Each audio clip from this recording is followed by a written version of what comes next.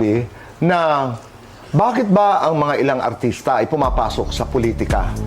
Bakit hindi na lamang nila ipaubaya sa mga hindi mga artista? Saan ang iyong tayo pag sinasabi ng ilan na wala namang karapatan ang mga artista pumasok sa public service, sa politics? Ang tanong, bakit ka nandyan at pupunta sa politika? Para ba talaga maglingkod o para yumaman?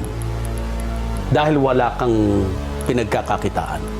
Artista ka o hindi, tanungin mo ang sarili mo, huwag kang magsinungaling. Kasi kung para lang yan sa pera, mali ka agad.